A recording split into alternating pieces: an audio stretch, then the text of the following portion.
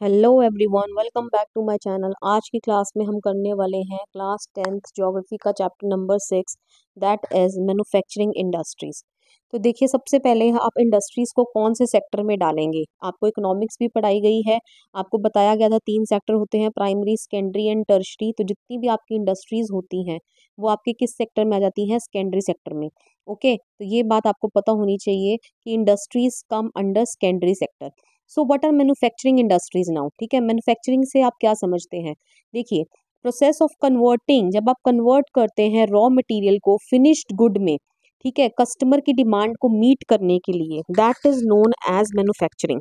Okay, जैसे wood से paper बनाया गया कस्टमर की डिमांड को पूरा करने के लिए, बॉक्साइट से एल्यूमिनियम गुड्स बनाए गए, शुगर केन से शुगर निकाली गई, बनाई गई। ठीक है, अब इस शुगर का दोबारा से इस्तेमाल हो रहा है, मतलब कि इनको इंडस्ट्रीज में पहुंचाया जा रहा है और वहां इनको फर्दर प्रोसेस किया जा रहा है into chocolates. Okay, wheat grain जो है उससे व्हीट फ्लोर बनाया जा रहा है एंड इस व्हीट फ्लोर को फिर दोबारा से इंडस्ट्रीज में भेजा जा रहा है for further manufacturing, that is bread. Okay, तो all these are examples of manufacturing. अब हम आगे बढ़ते हैं, इंपॉर्टेंस ऑफ मैन्युफैक्चरिंग क्या है, ये आपको इस तरीके से क्वेश्चन आ जाएगा, why are manufacturing industries considered as backbone of Indian economy. ठीक है, मैन्युफैक्चरिंग इंडस्ट्रीज को आप इंडियन इकोनॉमी की बैकबोन क्यों कंसीडर करते हो। तो obviously you will have to write the plus points of manufacturing industries. तो first of all is it helps in modernizing agriculture. ये मॉडर्नाइज करता है एग्रीकल्चर को। कैसे? देखिए, जितनी भी मैन्युफैक्चरिंग इंडस्ट्रीज हैं, ठीक है, वो रॉ मटेरियल प्रोवाइड करेंगी, ठीक है, दूसरी इंडस्ट्रीज को, जिनसे टूल्स बनेंगे, इक्विपमेंट्स बनेंगे, या इंसेक्टिसाइड, पेस्टिसाइड, फर्टिलाइजर बनाए जाएंगे, जो एग्रीकल्चर में क्या होंगे, इस्तेमाल होंगे और एग्रीकल्चर की जो प्रोडक्टिविटी है उसको इंक्रीज करेंगे या इंक्रीज करने में मदद करेंगे। ठीक है, तो इसकी मदद से, इसका मतलब मैन्युफैक्चरिंग इंडस्ट्रीज ने ही मदद करी एग्रीकल्चर को मॉडर्नाइज करने में। Okay, reduce dependence on people on agricultural income. तो ऑब्वियसली जब ये इंडस्ट्रीज सेटअप हो रही हैं तो इंडस्ट्रीज में ऑब्वियसली लोग काम करेंगे तो लोगों को रोजगार मिलेगा। ठीक है, रोजगार मिलेगा तो अब लोगों को एग्रीकल्चरल इनकम पे अकेले डिपेंड रहने की जरूरत नहीं है। ये उस डिपेंडेंस को कम कर देगा by providing them jobs in secondary and tertiary sector. Okay, next point इसी से रिलेटेड है, eradication of unemployment and poverty. Unemployment मतलब होता है बेरोजगारी, तो बेरोजगारी को ये खत्म करेगा जॉब्स दिलवाकर लोगों को, एंड अब जब लोग जॉब करेंगे, ठीक है, तो वहां पर वो पैसे कमाएंगे जिससे पॉवर्टी, गरीबी भी क्या होगी, खत्म होगी। ओके, आगे बढ़ते हैं, और भी इसके फायदे हैं। क्या फायदे हैं? Helps in reducing regional disparities. देखिए, what do you mean by regional disparity. Disparity का मतलब होता है बहुत ही ज्यादा, दो रीजन में बहुत ही ज्यादा ड्रास्टिक अंतर होना एक दूसरे में। अब जब इंडस्ट्रीज को पिछड़े इलाकों में सेटअप किया जाएगा तो ऑब्वियसली इन ट्राइबल लोगों को या बैकवर्ड क्लास लोगों को भी मौका मिलेगा अपने स्टैंडर्ड ऑफ लिविंग को इम्प्रूव करने का। ओके, तभी लिखा हुआ है helps in reducing regional disparities. कैसे होगा ये? इंडस्ट्रीज को एस्टैब्लिश करके in tribal and backward areas. Okay, चलिए आगे है, expands trade and commerce. Obviously जब एक कंट्री में मैन्युफैक्चरिंग की जाती है तो जितना मैन्युफैक्चरिंग करा, इंडिया को जितनी भी ज़रूरत है उतना रख लिया जाएगा और बाकी बाहर के देशों में क्या किया जाएगा, एक्सपोर्ट किया जाएगा। और जब आप एक्सपोर्ट करोगे तो उससे आपको बदले में फॉरेन एक्सचेंज, ठीक है, होगा। ठीक है, तो यही लिखा है, इसी से ट्रेड और कॉमर्स क्या होगा, बढ़ेगा। नेक्स्ट है आपका point, next is increases prosperity. देखिए, इससे हम क्या समझते हैं। देखिए, प्रोस्पैरिटी मतलब होता है दिन बर दिन तरक्की करना। ठीक है, अब ऐसी कंट्रीज जहां पर रॉ मटेरियल को wide variety of finished goods में कन्वर्ट किया जाता है तो ऐसी इंडस्ट्री कंट्रीज को प्रॉस्परस माना जाता है। क्या मतलब हुआ? देखिए, मान लीजिए कॉटन हमें क्या प्रोवाइड करती है, धागा। ठीक है, अब उस धागे का इस्तेमाल करके, जो कि एक रॉ मटेरियल है, ठीक है, इस रॉ मटेरियल का यूज करके फिनिश्ड प्रोडक्ट तैयार किया जाता है, विच इज शर्ट। ठीक है, अब किसकी कीमत ज्यादा होगी, रॉ मटेरियल की या फिनिश्ड प्रोडक्ट की? तो ऑब्वियसली फिनिश्ड प्रोडक्ट की कीमत क्या होगी, ज्यादा होगी। तो यही बोला जा रहा है कि जिस कंट्री में ज्यादा से ज्यादा रॉ मटेरियल को फिनिश्ड गुड में कन्वर्ट किया जाता है, जिनकी हायर वैल्यू होती है, वो कंट्रीज को प्रॉस्परस माना जाता है, कि मतलब कि वो कंट्रीज बहुत जल्दी तरक्की करती हैं। ओके, चलिए आगे, अब हम इंडस्ट्रीज को क्लासीफाई करेंगे on the basis of raw material. Raw material के बेसिस पे हमारी दो तरीके की इंडस्ट्रीज होती हैं। First is agro based. Agro based ऐसी इंडस्ट्रीज होती हैं जो अपना रॉ मटेरियल लेती हैं फ्रॉम एग्रीकल्चर, जैसे कॉटन। ठीक है, कॉटन प्लांट लगाए जाते हैं ना, वुलन। ठीक है, वुलन, देखिए वुल क्या हो गया, शीप से मिलता है, लेकिन शीप क्या है, एक नेचुरल, ठीक है, नेचुरल है ना, हमने तो नहीं बनाई ना शीप। ओके, तो जो हमें नेचुरली अकरिंग सब्सटेंसेस से मिलते हैं ना, या एग्रो बेस्ड या एग्रीकल्चर, ठीक है, से मिलते हैं, उनको हम एग्रो बेस्ड में ही डालते हैं। Okay, jute, silk, textile, rubber, sugar, tea, coffee, edible oil, all these comes under agro based industries. Next आ जाता है हमारा मिनरल बेस्ड इंडस्ट्रीज, ऐसी इंडस्ट्रीज जो अपने रॉ मटेरियल को डिराइव करती हैं from the minerals found on earth. ठीक है, लास्ट चैप्टर में मैंने आपको बताया था कि बड़े बड़े रॉक्स होते हैं, उन रॉक्स में मिनरल्स पाए जाते हैं जिनको एक्सट्रैक्ट किया जाता है एंड उनकी फर्दर रिफाइनिंग की जाती है। ठीक है, इंडस्ट्रीज में भेजे जाते हैं। ठीक है, तो ऐसी इंडस्ट्रीज जिनको रॉ मटेरियल मिलेगा, मिनरल्स जो अर्थ में पाए जाते हैं, जो कि एक नेचुरली अकरिंग सब्सटेंस है। ओके, तो उन इंडस्ट्रीज को क्या बोलेंगे, मिनरल बेस्ड इंडस्ट्रीज। उनमें क्या आ जाता है, iron and steel, cement, aluminium, machine tools, petrochemicals. Okay, so all these are mineral based industries. ठीक है, चलिए आगे बढ़ते हैं। नेक्स्ट इज इंडस्ट्रीज को हम नेक्स्ट क्लासीफाई कर सकते हैं उनके रोल के ऊपर। ठीक है, अब रोल क्या है उनका, बेसिक और की इंडस्ट्रीज होती हैं एंड कंज्यूमर इंडस्ट्रीज होती हैं। बेसिक और की इंडस्ट्रीज ऐसी इंडस्ट्रीज होती हैं which provide goods to other industries for further manufacturing and production. ठीक है, जो मान लीजिए ऐसी इंडस्ट्रीज, ठीक है, जिन्होंने रॉ मटेरियल एक्सट्रैक्ट कर रहा, मान लो आयरन एक्सट्रैक्ट करा, ठीक है, इन्होंने आयरन की प्रोसेसिंग कर दी।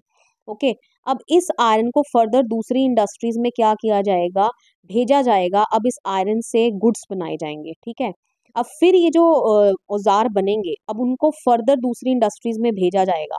ठीक है, इनकी फर्दर प्रोसेसिंग के लिए, कि इनसे मान लीजिए कंस्ट्रक्शन मटेरियल बन गया। ठीक है, रोड्स एंड रेलवेज में आपको पता है चाहिए होते हैं। ठीक है, तो अब ऐसी इंडस्ट्रीज जो मतलब कि गुड्स प्रोवाइड करती हैं दूसरी इंडस्ट्रीज को, इनकी डेवलपमेंट जो है डिपेंड करती है इन इंडस्ट्रीज के ऊपर। ओके, तो ऐसी इंडस्ट्रीज को बोलते हैं बेसिक और की इंडस्ट्रीज, लेकिन इनका होना बहुत ज़्यादा ज़रूरी है। अगर ये नहीं होंगी तो ये जो दूसरी इंडस्ट्रीज है ये कैसे डेवलप करेंगी। ओके, तो इनके अंदर क्या क्या जाता है, iron and steel, copper smelting, aluminium smelting. Consumer industries हो गया, जैसे जिसमें हम प्रोड्यूस करते हैं goods for direct use of consumer, consumer लेगा डायरेक्टली उसको कंज्यूम करेगा, जैसे शुगर हो गया, टूथपेस्ट हो गया, paper, swing machines, fans. Okay, capital investment के बेसिस पर भी हम इंडस्ट्री को फर्दर डिवाइड कर सकते हैं small scale and large scale में। Small scale is when the investment is only 1 crore rupees. ठीक है, जब आप 1 करोड़ से ज़्यादा की इन्वेस्टमेंट करते हो तो वो लार्ज स्केल इंडस्ट्रीज में आ जाता है। ओके, चलिए आगे बढ़ते हैं। On the basis of ownership, ownership के बेसिस पे we have public sector industries, ऐसी इंडस्ट्रीज जो owned and operated by government agencies, government agencies उनको चलाती हैं। हो गया एग्जांपल भेल सेल। ओके, नेक्स्ट है आपकी प्राइवेट सेक्टर इंडस्ट्रीज, जिनको प्राइवेट इंडिविजुअल्स या ग्रुप ऑफ इंडिविजुअल्स ही चलाएंगे। ठीक है, उसमें आ जाता है Tisco, Bajaj auto limited, Dabur industries. Joint sector आप समझ ही गए, which are run by both. ठीक है, स्टेट एंड इंडिविजुअल्स और ग्रुप ऑफ इंडिविजुअल्स, जैसे ऑयल इंडिया लिमिटेड। ठीक है, both public and private sector इसको रन करता है। ओके, नेक्स्ट आता है हमारा cooperative sector industries, which are owned and operated by producers और suppliers of raw materials, workers और बोथ। ठीक है, ऐसी इंडस्ट्रीज, मान लीजिए किसी ने शुगर लगाया। ठीक है, अब शुगर लगाया, अब ये तो प्रोड्यूसर हो गए शुगर के, लेकिन अब ये जो शुगर का इस्तेमाल करके जो फर्दर प्रोसेसिंग होगी, ठीक है, वो भी यही लोग करेंगे। ठीक है, इनको बोला जाता है कोऑपरेटिव सेक्टर इंडस्ट्रीज। ठीक है, तो लिखा है, देखिए दोबारा से देख लीजिए, owned and operated bye producer. ठीक है, मान लीजिए यहाँ पर किसी ने गन्ना लगाया, अब उस गन्ने से जो शुगर बनाने का काम है, ठीक है, वो भी यही लोग ही करेंगे। ओके, और suppliers of raw material, workers और बोथ। ठीक है, तो शुगर इंडस्ट्रीज इन महाराष्ट्र जो है वो कोऑपरेटिव सेक्टर इंडस्ट्री है। ठीक है, ऐसे ही coil industry in Kerala. Okay, next आ जाता है हमारा based on the bulk and weight of raw material and finished goods. Industries को क्लासिफाई किया जा सकता है हैवी इंडस्ट्रीज में एंड लाइट इंडस्ट्रीज में। ठीक है, जिसका जो रॉ मटेरियल है वो भी भारी होगा और जो प्रोडक्ट बनेगा वो भी काफ़ी भारी होगा। तो आयरन एंड स्टील इंडस्ट्री आपका हैवी इंडस्ट्रीज में आती हैं, जिसमें लाइट रॉ मटेरियल यूज़ हो रहा है और जो आपके अप्लाइंसेस बन रहे हैं वो भी क्या है, लाइट ही हैं। ठीक है, ज़्यादा भारी नहीं है। तो वो हो गया आपका इलेक्ट्रिकल इंडस्ट्रीज, सारी लाइट इंडस्ट्रीज में आ जाती हैं। आगे बढ़ते हैं। नेक्स्ट है आपका एग्रो बेस्ड इंडस्ट्रीज। अब हम एग्रो बेस्ड इंडस्ट्रीज की बात कर रहे हैं। एग्रो बेस्ड अभी मैंने आपको बताया जिनको अपना रॉ मटेरियल मिलता है फ्रॉम एग्रीकल्चर। तो टेक्सटाइल इंडस्ट्री जो है this is agro based industry. क्यों? क्योंकि टेक्सटाइल में कपड़ा आता है, ठीक है। कपड़ा जो है बनने के लिए आपको रॉ मटेरियल कहाँ से मिलेगा? कॉटन चाहिए, ठीक है, वूल चाहिए। ओके, तो ये क्या है आपका एग्रो बेस्ड इंडस्ट्री में आ जाता है, ठीक है। तो सबसे पहले टेक्सटाइल इंडस्ट्री के बारे में जानते हैं। टेक्सटाइल इंडस्ट्री जो है occupies a unique position in Indian economy. ऐसा क्यों? वाई? क्यों ये यूनिक पोजीशन ऑक्यूपाई करती है? Because it contributes to industrial production, ठीक है। क्योंकि ये इंडस्ट्रियल प्रोडक्शन में बहुत ज़्यादा इसका कंट्रीब्यूशन है, ठीक है। क्योंकि अलग अलग हमारी इंडस्ट्रीज होती है ना, कॉटन इंडस्ट्री, ठीक है, जूट इंडस्ट्री, ठीक है। तो अलग अलग हमारी इंडस्ट्रीज हैं जहाँ पर कपड़ा बनता है, तो इंडस्ट्री सेटअप की जाती है। तो इससे क्या है, इंडस्ट्रियल प्रोडक्शन हमारा बहुत ज़्यादा बढ़ता है। एम्प्लॉयमेंट जनरेशन, जब जितनी इंडस्ट्री सेटअप होंगी उतना रोजगार भी बढ़ेगा, तो एम्प्लॉयमेंट भी जनरेट करती है।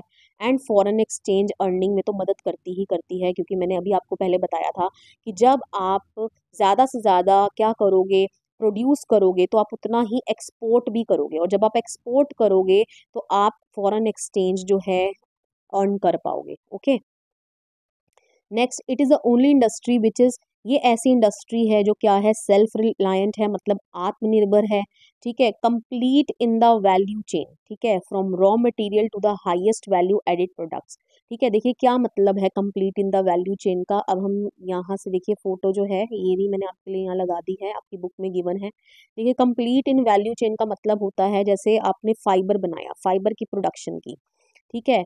तो अब फाइबर की प्रोडक्शन से आपने क्या करा, रॉ फाइबर बनाया, ठीक है। रॉ फाइबर मिल गया आपको। नेक्स्ट स्पिनिंग हुई, स्पिनिंग से यार्न बना, ठीक है, जिसकी कीमत ज़्यादा है। ऑब्वियसली रॉ फाइबर से यार्न की कीमत ज़्यादा होगी, ठीक है। फिर आपने वीविंग एंड निटिंग करी, ठीक है।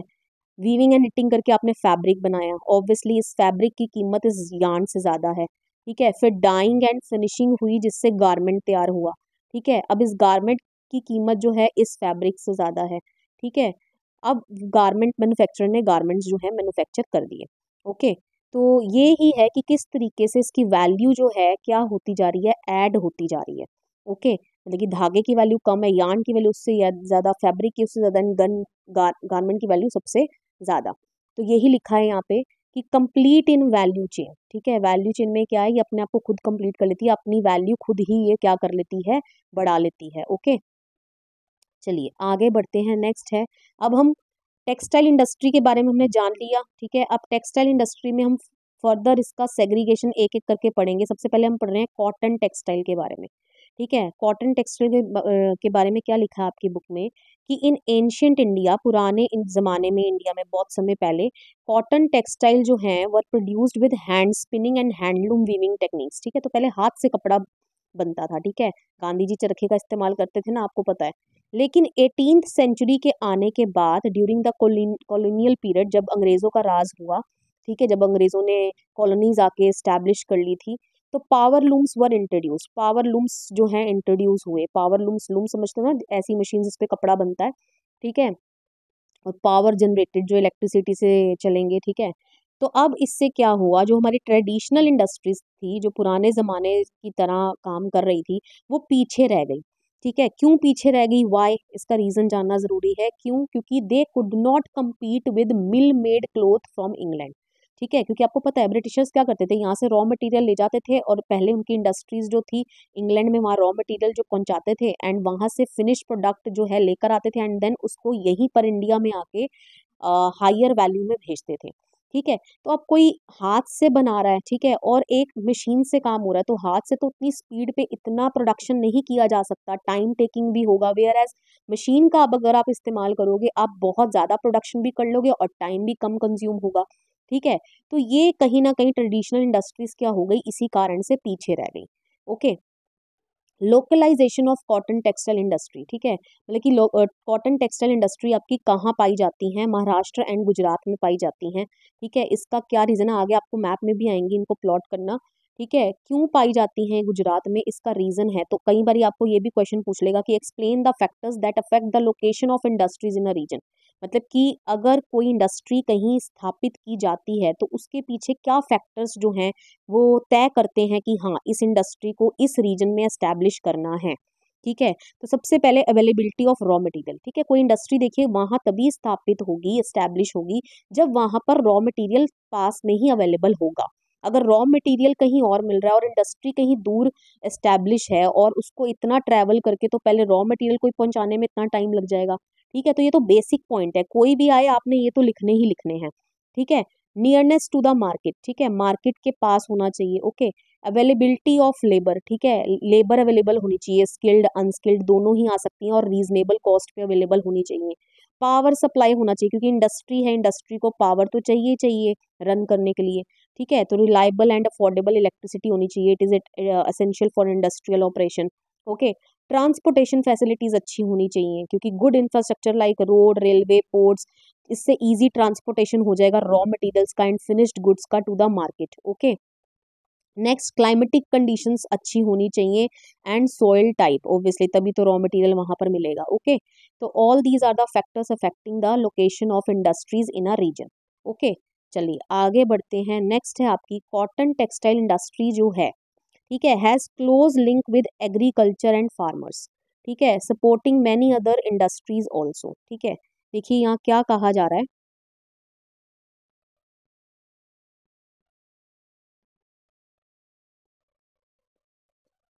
देखिए चलिए स्टार्ट करते हैं। कॉटन टेक्सटाइल इंडस्ट्री जो है has close link with agriculture and farmers, देखिए क्या मतलब इसका। एज दीज इंडस्ट्रीज, जो हमारी कॉटन टेक्सटाइल इंडस्ट्रीज हैं, ये इंडस्ट्रीज क्या करेंगी, ये बाय कर लेंगी रॉ मटेरियल, ठीक है, thereby helping the agricultural sector, ठीक है। मतलब कि जो फार्मर्स हैं उनको टेंशन लेने की ज़रूरत नहीं है, क्योंकि उनको पता है अगर वो कॉटन ग्रो करेंगे तो जो कॉटन इंडस्ट्री है, टेक्सटाइल इंडस्ट्री है, ये आएगी और उनसे रॉ मटेरियल उनका खरीद कर ले जाएगी, ठीक है। तो एक तरीके से एग्रीकल्चरल सेक्टर की क्या कर रही हैं, मदद कर रही हैं, एंड ये लिविंग प्रोवाइड कर रही हैं टू द फार्मर्स, क्योंकि फार्मर्स निश्चिंत हैं अब, ठीक है। और सिर्फ फार्मर्स को ही नहीं, जो कॉटन बॉल प्लकर्स हैं, workers engaged in giving ginning and spinning, ठीक है, गिनिंग एंड स्पिनिंग ये दोनों प्रोसेस होते हैं, ठीक है। वीविंग, ठीक है, डिजाइनिंग, पैकिंग, टेलरिंग, स्विंग, ठीक है। तो ये सारे जो लोग, ठीक है, जो कॉटन टेक्सटाइल इंडस्ट्री में काम करते हैं, ठीक है, तो ये उनको क्या प्रोवाइड कर रही हैं, लिविंग प्रोवाइड कर रही हैं, ओके।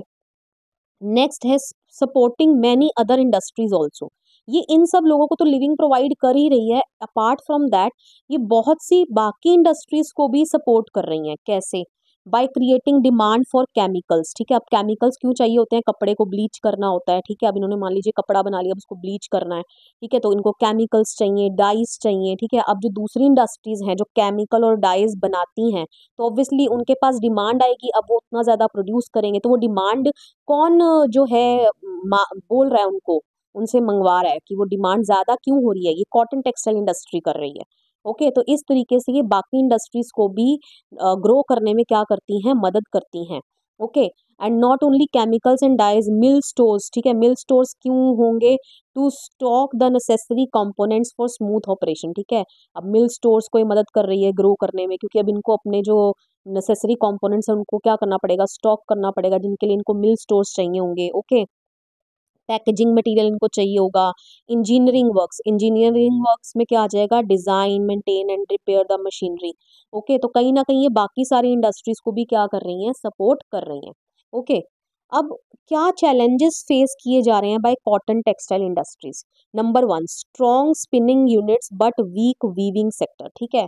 जो स्पिनिंग यूनिट है ना वो तो बहुत ज़्यादा है, लेकिन वीविंग जो सेक्टर है वो कहीं ना कहीं कमजोर पड़ रहा है, ठीक है। स्पिनिंग जो है दैट इज सेंट्रलाइज्ड, ठीक है, स्पिनिंग जो है वो क्या है, सेंट्रलाइज्ड है, performed in Maharashtra, Gujarat, Tamil Nadu. Centralise समझते हैं ना, मतलब जो सारा काम कहीं एक जगह पर आसपास ही होता है, सेंट्रलाइज्ड है प्रोसेस, ठीक है। तो स्पिनिंग जो है वो सेंट्रलाइज्ड है, ठीक है, महाराष्ट्र, गुजरात, तमिलनाडु में परफॉर्म की जाती है, जबकि वीविंग जो है दैट इज डिसेंट्रलाइज्ड, वीविंग जो है वो डिसेंट्रलाइज्ड है, ऐसा क्यों। अब to provide scope for incorporating traditional skills, designs of weaving in cotton, silk, zari, embroidery, क्योंकि देखिए ना अलग अलग तरीके के डिजाइन्स हैं, ठीक है, अलग अलग तरीके की एम्ब्रॉयडरी है, ठीक है, अलग अलग तरीके का कपड़ा है जिसपे अलग अलग तरीके की कढ़ाई बुनाई होती है, ठीक है। उसके लिए जो वीविंग है ना वो डिसेंट्रलाइज्ड है, अलग अलग पार्ट पर आपको कपड़ा क्या है पहुंचाना पड़ता है, ठीक है। तो ये ही चैलेंजेस हैं कि स्पिनिंग तो सेंट्रलाइज्ड है, वेयर एज वीविंग जो है that is decentralised, okay. India has world class production, ठीक है, इंडिया के पास वर्ल्ड क्लास प्रोडक्शन है स्पिनिंग के मामले में, लेकिन वीविंग में it supplies low quality of fabric, ठीक है, मतलब कि धागा तो हमारे यहाँ बहुत बढ़िया, स्पिनिंग तो हमारे यहाँ बहुत बढ़िया होती है, लेकिन लो क्वालिटी ऑफ फैब्रिक प्रोवाइड किया जाता है, ठीक है। ऐसा क्यों? अगर धागा बढ़िया है तो फिर कपड़ा भी बढ़िया होना चाहिए था। तो उसका रीजन ये है, as it can not use the high quality yarn produced in the country, क्योंकि इंडिया क्या करता है, जो हाई क्वालिटी, जिस धागे से हाई क्वालिटी यार्न बनता है ना, ठीक है, अब वो वाला जो यार्न है वो तो बाहर की कंट्री को वो क्या कर देता है, एक्सपोर्ट कर देता है, और जो बचा कुचा घटिया जो यार्न रह जाता है, ठीक है, वो इंडियन प्रोडक्ट्स में क्या किया जाता है, इस्तेमाल किया जाता है। ओके, तो ये कुछ चैलेंजेस हैं जो आपकी बुक में लिखे हैं, आपको दिमाग में रखने हैं। ओके, नेक्स्ट हम इंडस्ट्रीज की तरफ मूव कर रहे हैं, दैट इज जूट टेक्सटाइल, ठीक है। जूट टेक्सटाइल जो है वो सेकंड इंपॉर्टेंट इंडस्ट्री है आफ्टर कॉटन टेक्सटाइल, ठीक है, सबसे पहले कॉटन टेक्सटाइल आया।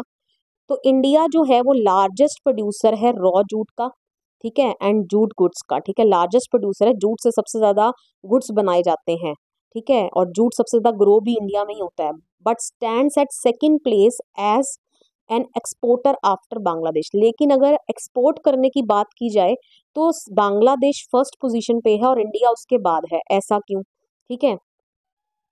अब इसका भी रीजन अभी आपको पता चलेगा। Most of the mills are located in West Bengal along the banks of the river Hooghly, ठीक है, जितनी भी हमारी रिवर्स मिल्स है ना, जूट मिल्स, वो रिवर हुगली के वहाँ है, जो कि कहाँ है, वेस्ट बंगाल में। तो देखिए ये रहा, मैंने आपके लिए मैप लगा दिया है, दिस इज, आपको पता है वेस्ट बंगाल ये आपका बांग्लादेश है, ठीक है, दिस इज बांग्लादेश, ठीक है, और बांग्लादेश के साथ यही है हमारा वेस्ट बंगाल। तो वेस्ट बंगाल में क्या है, रिवर हुगली, जहाँ पर ज्यादातर जो जूट है मिल्स हैं वो पाई जाती हैं, ठीक है। अब हुआ क्या, अब हुआ क्या है, the first jute mill near Kolkata in 1855 at Rishra, ठीक है, पहली जूट मिल यहाँ लगी थी, ठीक है, कहाँ पर, कोलकाता के पास इन 1855 एट रिश्ता। ओके, तो कोलकाता क्या है, वेस्ट बंगाल की कैपिटल ही तो है। ओके, तो आफ्टर पार्टीशन इन 1947, जब हमारे देश का पार्टीशन हुआ, तो 3/4 of the jute producing area went to Bangladesh East Pakistan, ठीक है। तो जब हमारे देश का पार्टीशन हुआ तो जो ये 3/4 एरिया है, ठीक है, यहाँ पर होता था प्रोडक्शन, तो इसका 3/4 एरिया मतलब कि 4 हिस्सों में से 3 हिस्से तो बांग्लादेश के अंडर ही चले गए, ठीक है, जिसके कारण हमारा जो इंडिया है वो एक्सपोर्ट इतना नहीं कर पाता, ठीक है। बांग्लादेश ही क्या है, फर्स्ट नंबर पे है एक्सपोर्ट के मामले में, और इंडिया उसके बाद है, जबकि प्रोडक्शन जो है गुड्स का सबसे ज्यादा इंडिया में होता है जो जूट से। ओके, चलिए, अब different factors responsible for the location of jute textile industries in the Hooghly basin, ठीक है।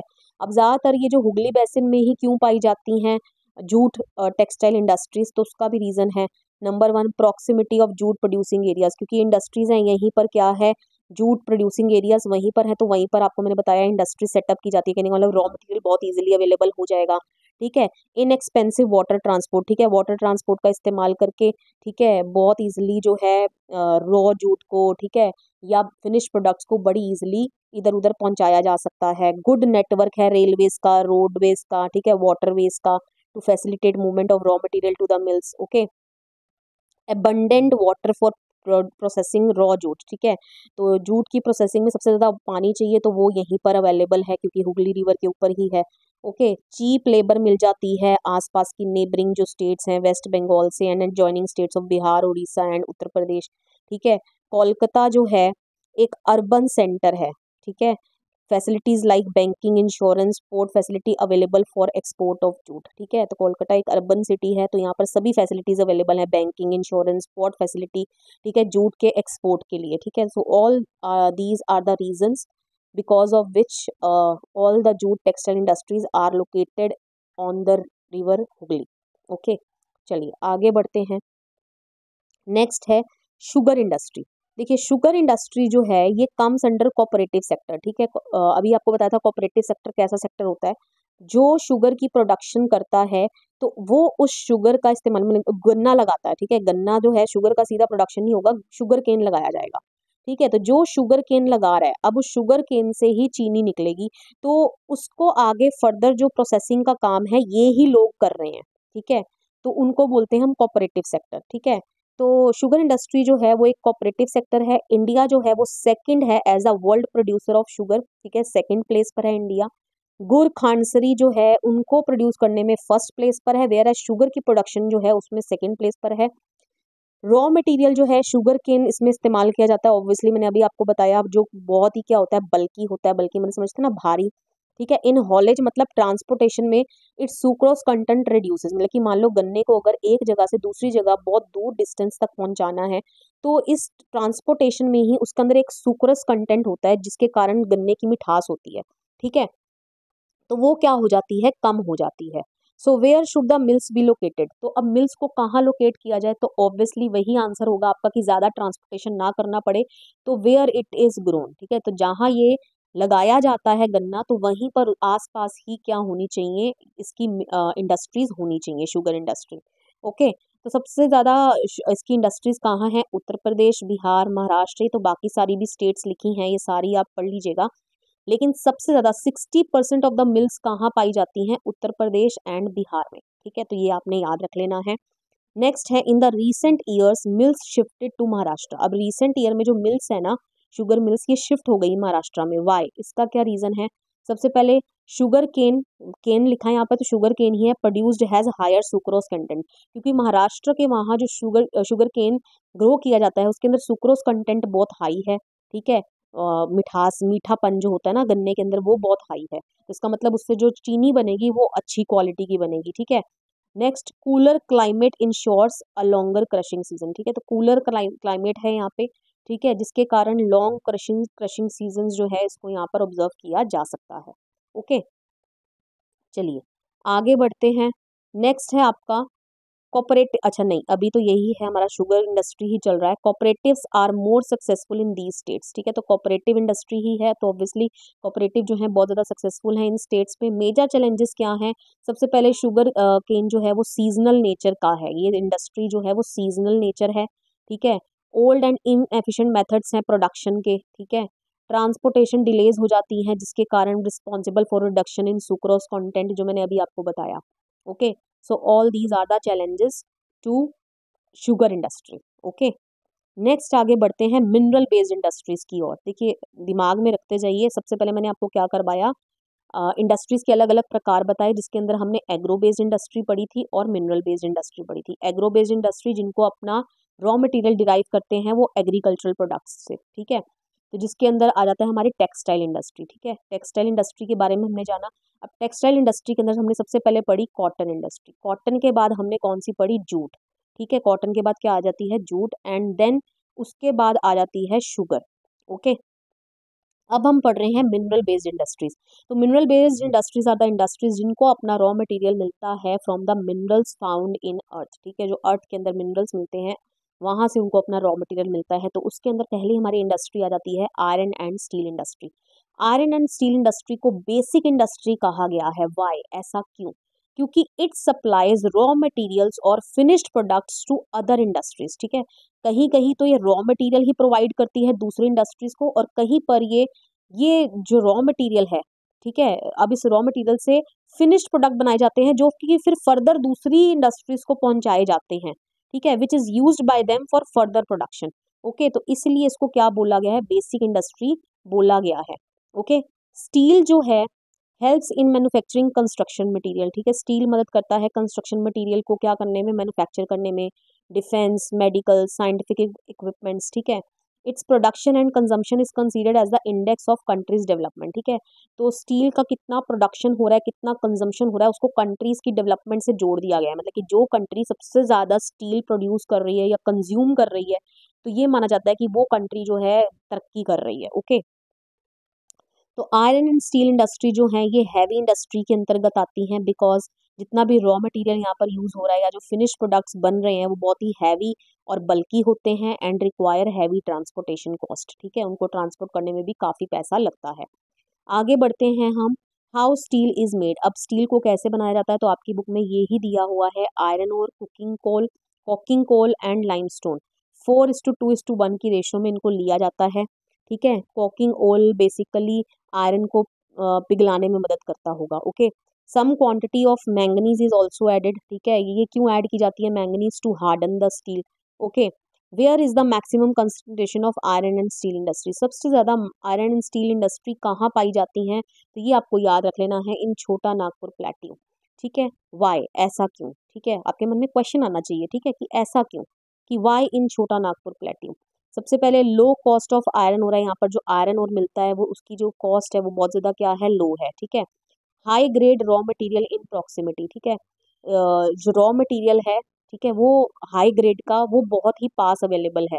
ओके, चीप लेबर मिल जाती है यहाँ पे, vast growth potential in the home markets, ठीक है, तो आस ही पास इंडस्ट्रीज भी स्थापित हैं, तो यहाँ पर जो है वास्ट ग्रोथ है। ठीक है, मतलब कि ढूंढने के लिए जाना पड़ेगा कि हम किसको सामान भेजें, ठीक है, मार्केट भी पास नहीं है। ओके, नेक्स्ट है आपकी एल्यूमिनियम स्मेल्टिंग। ठीक है, एल्यूमिनियम आपको याद है, एल्यूमिनियम से क्या बनाया जाता है, बॉक्साइट बनाया जाता है। ठीक है, पिछले चैप्टर में भी आपको बताया था। Second most important metallurgical industry है। मेटलर्जिकल इंडस्ट्री का मतलब मैंने आपको पिछले चैप्टर में भी बताया था, ऐसी इंडस्ट्रीज जो मेटल को एक्सट्रैक्ट करती हैं, प्यूरिफाई करती हैं, फिर अलॉय बनाती हैं, ठीक है, उनको बोलते हैं मेटलर्जिकल इंडस्ट्रीज। ठीक है, इसकी प्रॉपर्टीज क्या है एल्यूमिनियम की, बहुत लाइट होता है, रेजिस्टेंट टू कोरिजन, जंग नहीं लगता है, गुड कंडक्टर होता है हीट का। ठीक है, एल्यूमिनियम के बर्तन होते हैं ना घर पे, ठीक है, जिसपे खाना बनाया जाता है, ठीक है, तो गुड कंडक्टर है हीट का। मेलेबल होता है, मेलेबल मतलब इनको थिन शीट्स में कन्वर्ट किया जा सकता है। Become strong when mixed with other metals, ठीक है, तो जब दूसरे मेटल के साथ इसको मिक्स करोगे, ठीक है, वही जो अलॉय होता है, डिजायर्ड प्रॉपर्टी को ऑब्टेन करने के लिए लॉय बनाए जाते हैं, तो इसको आप स्ट्रॉन्ग भी बना सकते हो। ओके, लाइट वेट होता है, इसीलिए इससे क्या क्या चीज़ें जो हैं बनाई जाएंगी, तो ये कुछ वे दिया है, इसमें से चांसेस नहीं है क्वेश्चन के आने के। प्रोसेस दिया हुआ है मैन्युफैक्चरिंग ऑफ स्टील, फटाफट से रीड आउट कर लेते हैं। सबसे पहले क्या होता है, ट्रांसपोर्ट होता है raw material to the plant. अब वहाँ पर क्या होता है, आयरन को मेल्ट किया जाता है, limestone is fluxing material, limestone को ऐड किया जाता है, फ्लक्सिंग मटेरियल है, फ्लक्सिंग मतलब added to remove impurities and protect metal from oxidation, metal को ऑक्सीडेशन होने से बचाता है एंड सभी जो इम्प्योरिटीज हैं उसको रिमूव करता है। लाइमस्टोन ऐड किया जाता है, स्लैग इज रिमूव, स्लैग मतलब वही जो इम्प्योरिटीज, जो मोटी मोटी इम्प्योरिटीज होती है उनको दूर किया जाता है। Coke is burn to heat the ore, ठीक है, फिर मोल्टन मटेरियल को पोर किया जाता है मोल्ड्स में, जिसको क्या बोलते हैं, पिग्स।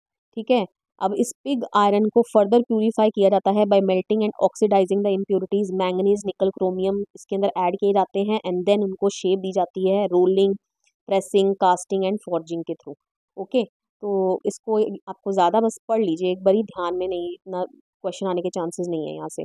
नेक्स्ट है आपका एल्यूमिनियम। ठीक है, एल्यूमिनियम के, वही एल्यूमिनियम ही हम कर रहे थे, लेकिन अब हम उसके यूजेस करेंगे। ठीक है, कि यूज टू मेक क्या क्या बनता है इससे, क्योंकि ये बड़ा लाइट वेट होता है, तो इसलिए इससे एयरक्राफ्ट जो है वो इसी से बनते हैं, क्योंकि एयरक्राफ्ट को तो आसमान में उड़ना है, और उड़ने के लिए अगर उसका ज़्यादा भार होगा तो उड़ने में बहुत दिक्कत होगी, तो स्टील से बनता है, एल्यूमिनियम से बनता है, सॉरी, क्योंकि ये लाइट वेट होता है। ठीक है, यूटेंसिल्स, ठीक है, बर्तन बनाए जाते हैं इसके, वायर्स बनती हैं इसकी। Okay, acted as a substitute of steel. ठीक है, एल्यूमिनियम जो है वो एक सब्सटीट्यूट की तरह काम करता है, किसका substitute, steel, copper, zinc and lead in a number of industries. Okay, next है एल्यूमिनियम स्मेल्टिंग प्लांट्स कहाँ पाए जाते हैं, उड़ीसा, वेस्ट बंगाल, केरला, उत्तर प्रदेश, छत्तीसगढ़, महाराष्ट्र, तमिलनाडु। ठीक है, तो इतने याद करने की जरूरत नहीं है, दो दो याद रख लीजिए, काफ़ी है।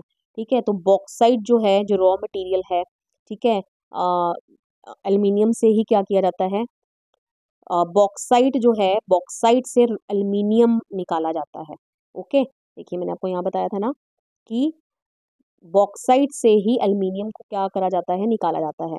ओके, तो अब यहाँ पर देख लेते हैं आगे क्या बोला है। बॉक्साइट जो है वो रॉ मटेरियल है, ठीक है, जो कि क्या होता है, बल्कि डार्क रेडिश कलर्ड रॉक होता है, ठीक है, जो एल्यूमिनियम को मैन्युफैक्चर करने में क्या करता है, मदद करता है। बॉक्साइट एक बड़ा सा एक पत्थर टाइप है, ठीक है, जिसमें से क्या किया जाता है, एल्यूमिनियम को मैन्युफैक्चर किया जाता है, ठीक है, एक्सट्रैक्ट किया जाता है सबसे पहले। तो 4 से 6 टन बॉक्साइट यूज किया जाता है, जिससे 2 टन एल्यूमिनियम निकलता है, फिर उससे 1 टन एल्यूमिनियम बनाया जाता है। ओके, तो 2 प्राइम फैक्टर्स हैं responsible for location of industry. ठीक है, कि ये इंडस्ट्री जो है ये यहीं यहीं पर क्यों लोकेटेड है। ठीक है, सबसे पहले रेगुलर सप्लाई ऑफ इलेक्ट्रिसिटी, यहाँ पर रेगुलर सप्लाई चाहिए इलेक्ट्रिसिटी का, and an assured source of raw material at minimum cost. तो ये तो सभी इंडस्ट्री की रिक्वायरमेंट है कि उनको रॉ मटेरियल मिलना चाहिए मिनिमम कॉस्ट पे। ठीक है, तो ये तो आप सब में ही लिख दोगे। ओके, चलिए आगे बढ़ते हैं। केमिकल इंडस्ट्री, केमिकल इंडस्ट्री जो है ये फास्ट ग्रोइंग इंडस्ट्री है, ठीक है, एंड डाइवर्सिफाइंग, डाइवर्सिफाइंग मतलब अलग अलग केमिकल्स की रिक्वायरमेंट है, ठीक है, तो फास्ट ग्रोइंग है एंड डाइवर्सिफाइंग है, ठीक है, comprises both large and small scale manufacturing units, ठीक है, दोनों तरीके की यूनिट्स यहाँ पाई जाती हैं, स्मॉल स्केल पर भी और लार्ज स्केल पर भी, ठीक है, केमिकल्स आपके दो तरीके के होते हैं, इनऑर्गेनिक एंड ऑर्गेनिक केमिकल्स। वैसे तो मैं आपको इसमें डिफरेंस बता देती हूँ, ये आपके एनसीईआरटी में नहीं है, बट आपको डिफरेंस पता होना चाहिए। ऑर्गेनिक केमिकल्स ऐसे केमिकल्स होते हैं that contain carbon hydrogen bond, ठीक है, जिनमें कार्बन हाइड्रोजन बॉन्ड होता है एंड इनको डिराइव किया जाता है from living organism. Whereas इसका ऑपोजिट होगा, इसमें कार्बन हाइड्रोजन बॉन्ड नहीं होता है और इनको नॉन लिविंग सोर्सेज से जैसे कि मिनरल से ऑब्टेन किया जाता है, ठीक है। अब इसके अंदर क्या आ जाते हैं, इनऑर्गेनिक में सल्फ्यूरिक एसिड आ जाता है, जिससे मैन्युफैक्चर किए जाते हैं fertilisers, synthetic fibres, plastics, adhesives.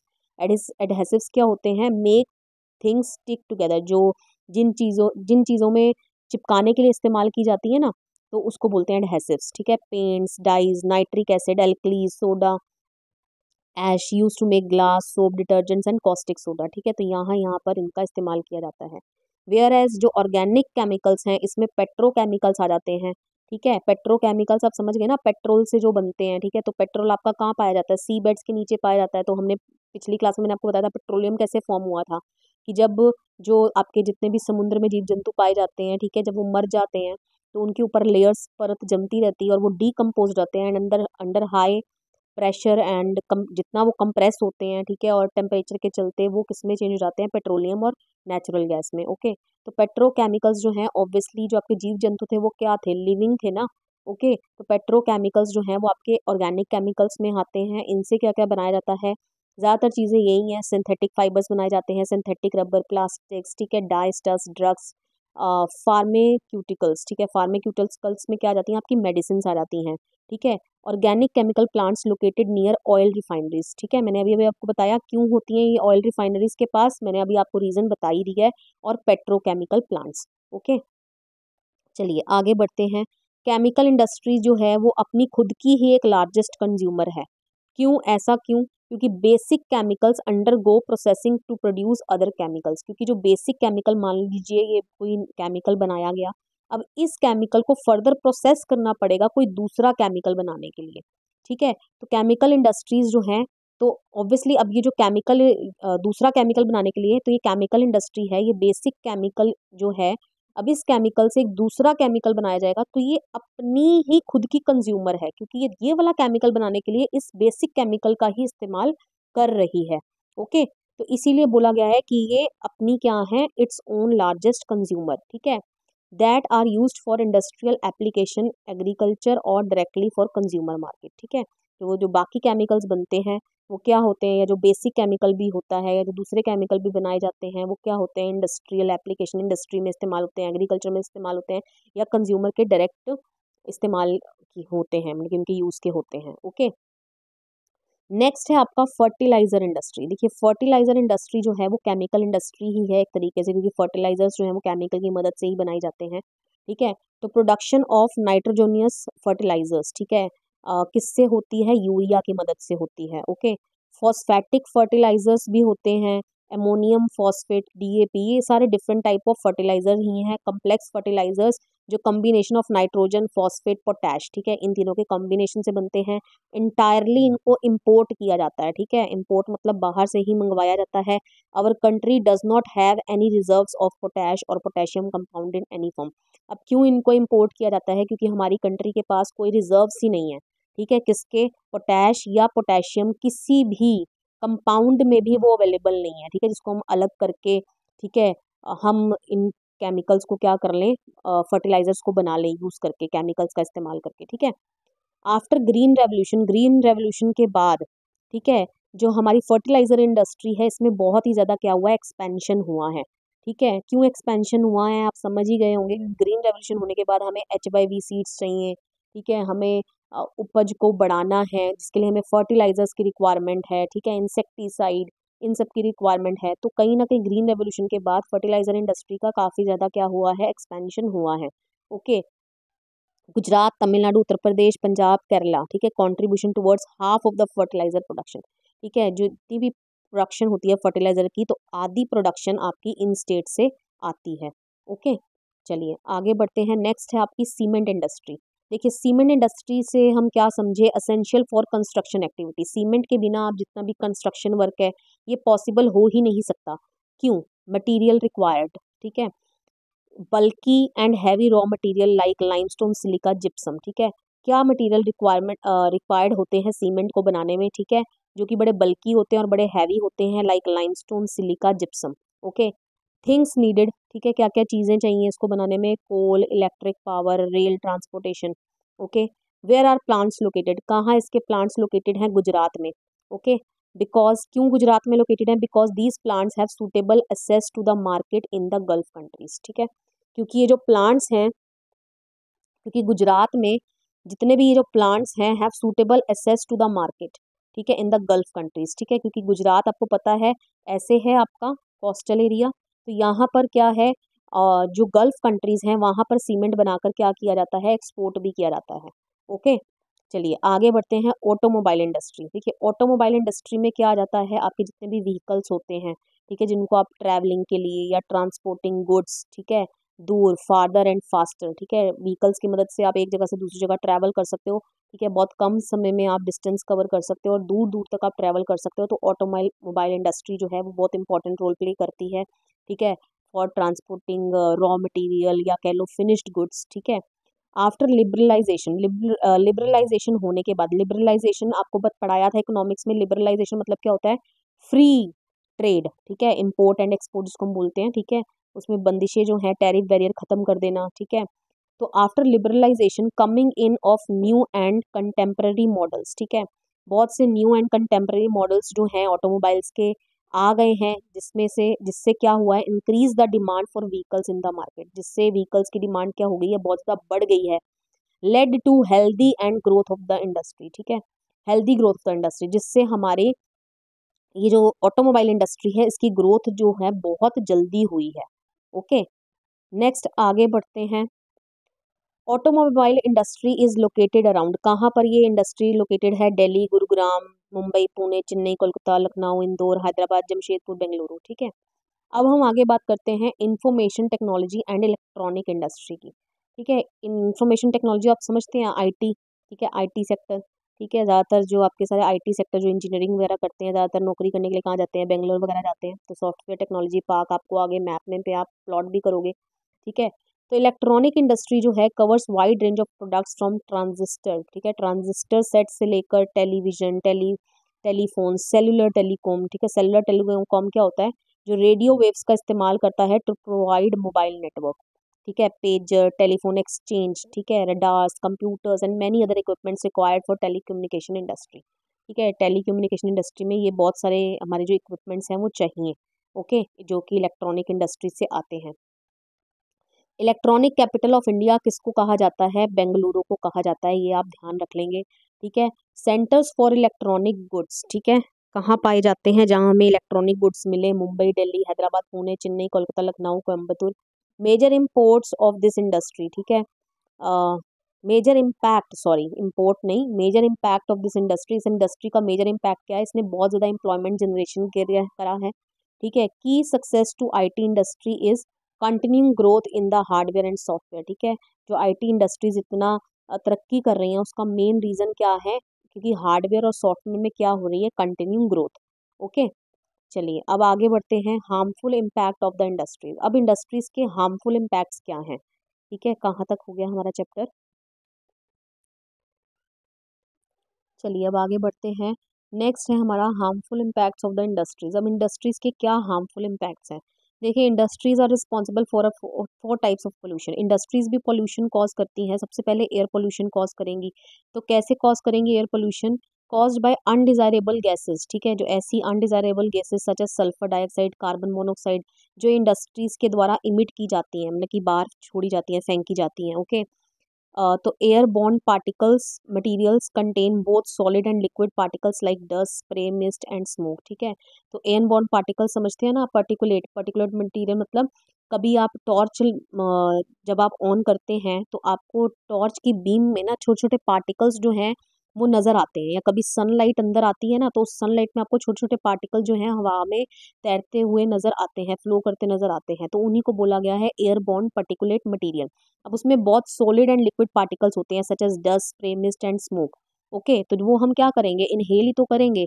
Okay, factories that ignore air pollution norms, ठीक है, जो ऐसी फैक्ट्रीज भी हैं कोई जो एयर पोल्यूशन नॉर्म्स का कोई पालन ही नहीं करती, उनकी उल्लंघना करती है, जैसे such as chemical and paper factories, brick kilns, ठीक है, जहाँ ब्रिक बनाई जाती हैं, ठीक है, ईंटें बनाई जाती हैं, refineries, smelting plants, burning of fossil fuels in big and small factories, ठीक है, जिससे क्या होता है टॉक्सिक गैस जो है वो लीक हो जाती हैं, जिसके अंदर बहुत ही हजार्डस प्रूफ होती हैं इन द लॉन्ग टर्म, ठीक है।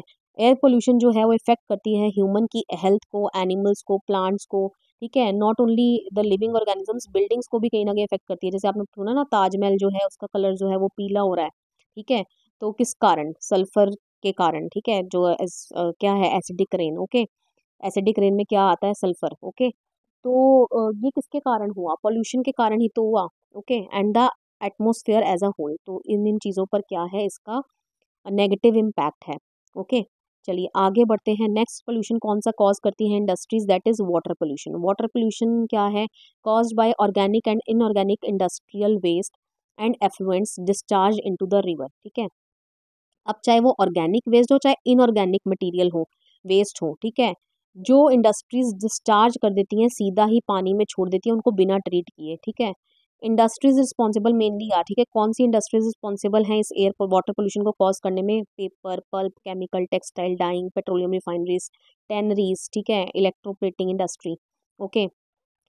लेट आउट डाइज, ठीक है, ये क्या निकाल देती हैं, dyes, detergents, acids, salts and heavy metals like lead, mercury, pesticides, fertilizer, synthetic chemicals with carbon, plastic, rubber etcetera into the water bodies, ठीक है। तो ये सब चीज़ों को वो ये जो सब इंडस्ट्रीज हैं इन सब चीज़ों को क्या करती हैं, रिलीज कर देती हैं वाटर बॉडीज में, ठीक है, which adversely affects the aquatic life also, ठीक है, इससे जो एक्वेटिक लाइफ है जो पानी में जीव जंतु रहते हैं उनकी भी जो है हेल्थ पर बहुत बुरा असर पड़ता है, ओके।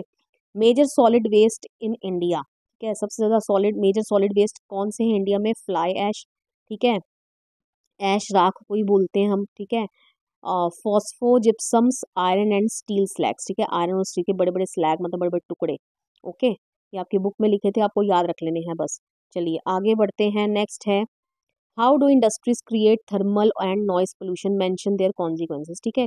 अब नेक्स्ट तरीके का पोल्यूशन है जो इंडस्ट्रीज कॉज करती हैं, पहला तो हमने क्या पढ़ा एयर पोल्यूशन, देन क्या पढ़ा वाटर पोल्यूशन, ठीक है, नेक्स्ट हम पढ़ रहे हैं थर्मल पोल्यूशन। वो सीधा सबके बारे में ना पूछ के वो किसी एक तरीके के पोल्यूशन के बारे में आपको एक्सप्लेन करने के लिए दे देगा एग्जाम में कि इंडस्ट्रीज थर्मल पोल्यूशन या नॉइस पोल्यूशन कैसे कॉज करती हैं, उनको आप एक्सप्लेन करो, ओके। तो थर्मल पोल्यूशन कैसे होता है, when hot water from the factories and thermal plants is drained into rivers and ponds before cooling, ठीक है, मतलब कि फैक्ट्रीज और थर्मल पावर प्लांट से जो गर्म गर्म पानी है उसको सीधा ही पॉन्ड्स और रिवर में छोड़ दिया गया उसको बिना ठंडा किए, ठीक है, इससे भी एक्वेटिक लाइफ जो है वो क्या हो जाएगी, डिस्टर्ब हो जाएगी, ठीक है, क्योंकि टेम्परेचर एकदम से पानी का क्या हो जाएगा, चेंज हो जाएगा। इससे सीरियस एलिमेंट्स हो सकती हैं लाइक कैंसर, ठीक है, बर्थ डिफेक्ट्स हो सकते हैं, मिसकैरेजेस हो सकते हैं, are caused by waste from nuclear power plants, nuclear and weapon production, ठीक है, तो ये इसके नुकसान हैं।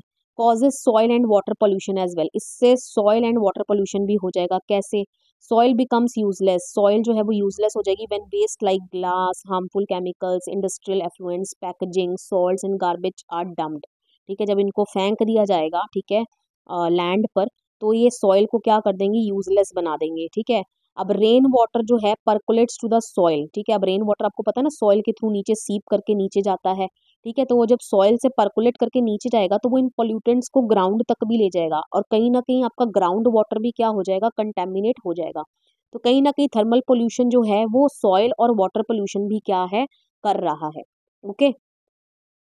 चलिए अब आगे बढ़ते हैं। नेक्स्ट है आपका नॉइस पोल्यूशन, ठीक है, नॉइस पोल्यूशन क्या है, it results in irritation and anger, ठीक है, जब कई बारी आवाज़ ज़्यादा तेज सुन लो तो उससे क्या हो जाता है, इंसान चिड़चिड़ा सा हो जाता है, ठीक है, गुस्सा आने लगता है। In addition it can also cause hearing impairment, ठीक है, आपकी जो सुनने की शक्ति है वो तो कम हो ही सकती है, increased heart rate, blood pressure बढ़ने के चांसेस रहते हैं, ओके। नॉइस पोल्यूशन क्या है, अनवांटेड साउंड, ठीक है, अनवांटेड साउंड जो है वो हमेशा इरिटेंट होती है एंड सोर्स ऑफ स्ट्रेस होती है, okay. Industrial and construction activity, industries जहाँ ऑपरेट होंगी, कंस्ट्रक्शन एक्टिविटीज चलेंगी, मशीनरी को आप रन करोगे, factory equipments, generators, electric drills, ठीक है, ये सब चीज़ें बहुत ज़्यादा क्या करती हैं, आवाज़ करती हैं, तो all these are the sources of noise pollution, ठीक है, कहाँ से नॉइस पोल्यूशन होता है उत्पन्न। नेक्स्ट है how can we control environmental degradation, अब हम इस इन्वायरमेंटल डिग्रेडेशन को किस तरीके से रोक सकते हैं, ठीक है। सबसे पहले harvesting of rain water to meet water requirement, सबसे पहले रेन वाटर हार्वेस्टिंग करनी स्टार्ट कर दो, ठीक है, ज्योग्राफी में भी हमने पढ़ा था।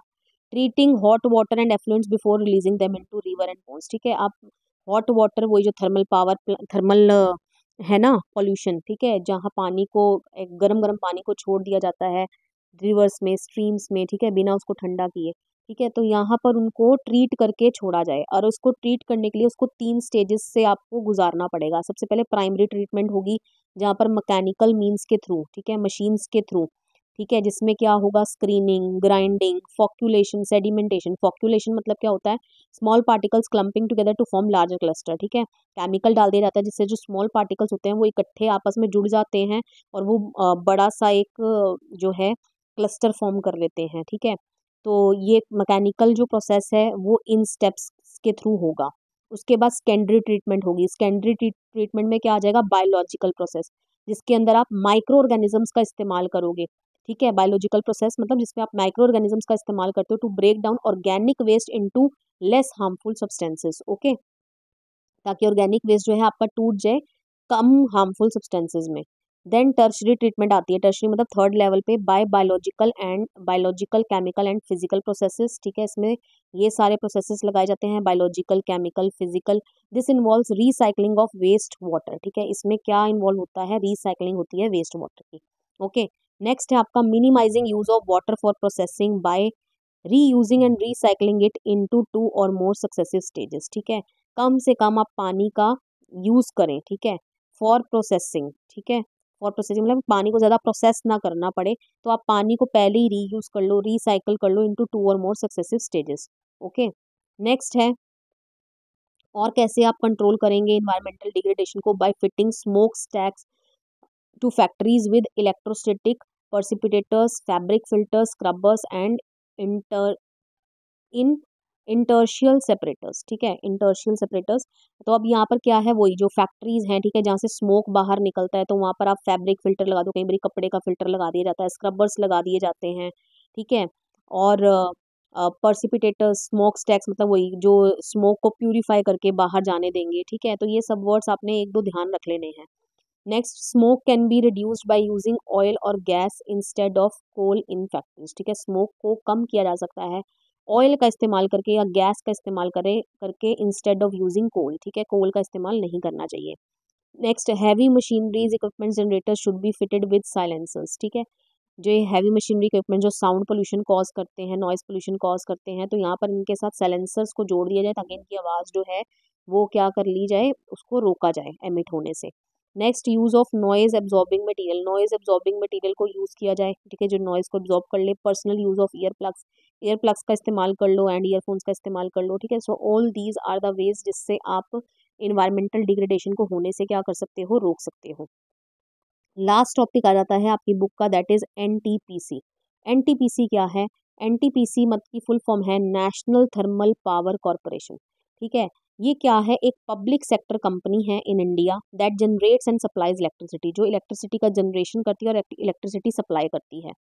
हैज़ आईएसओ सर्टिफिकेशन, इसके पास आईएसओ सर्टिफिकेशन है फॉर ईएमएस। ईएमएस मतलब क्या है, एनवायरमेंट मैनेजमेंट सिस्टम, ठीक है।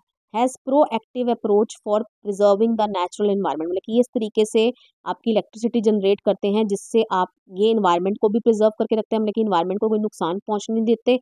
And resources like water, oil, gas and fuels where it is setting up power plants, मतलब कि जहाँ जहाँ ये अपने पावर प्लांट्स लगा रहे हैं तो वहाँ वहाँ ये इन्वायरमेंट की तो रक्षा करते ही करते हैं, उसके अलावा ये इन सब रिसोर्सेज को भी क्या करते हैं, सेव करते हैं। अब कैसे होता है ये सब कुछ, तो इसके आपके स्टेप्स आपको याद रखने पड़ेंगे। This has become possible through optimum utilisation of equipment, optimum मतलब बेस्ट पॉसिबल यूज, ठीक है, जो भी इक्विपमेंट ये लगा रहे हैं, ठीक है, उसका बेस्ट पॉसिबल यूज ये है करते हैं, ओके।